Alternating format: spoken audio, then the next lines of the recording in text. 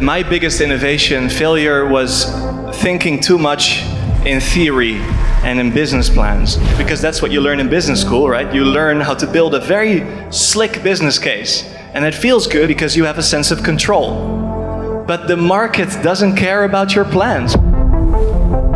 And so what I'd love to talk about is how do some organizations manage to innovate time and again while others just get lucky?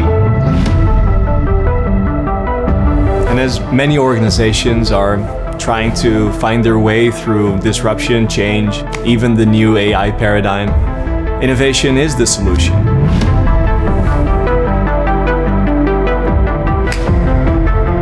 You don't know if your idea is good or bad.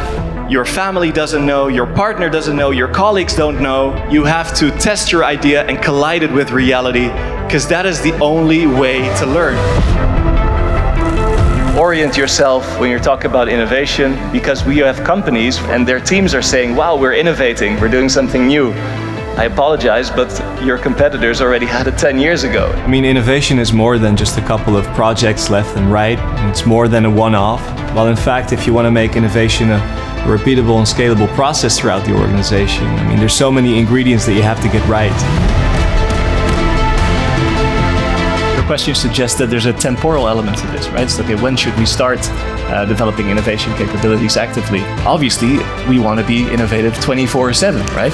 But to be frank, they don't really know about these methods.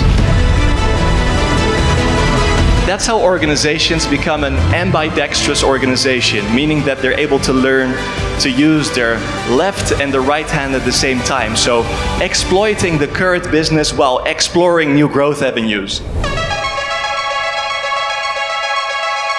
So in order for organizations to make their very own innovation engine, I created a framework called the Innovation Scorecard, which looks at 4 key areas to make innovation a repeatable and scalable effort throughout your organization.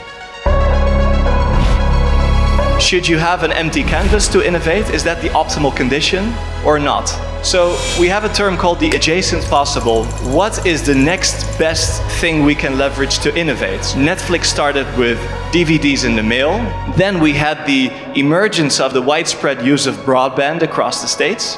And so that created an environment to find the next adjacent possible, which is streaming. Make sure that you are aware of the adjacent possibles and try to combine them in unique ways to deliver value for customers.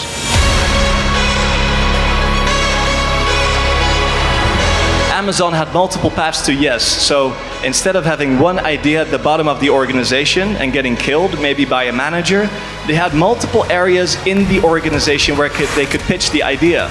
Because imagine Airbnb had maybe 20 investors that said no, but it took one investor that said yes.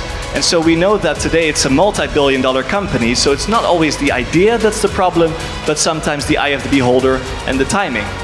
And once an organization has their innovation engine in place, their entire culture will shift. It'll change the way that they tackle problems, hire the next talent, and even the way that leaders make decisions and make their organizations adaptable and resilient for the next years to come.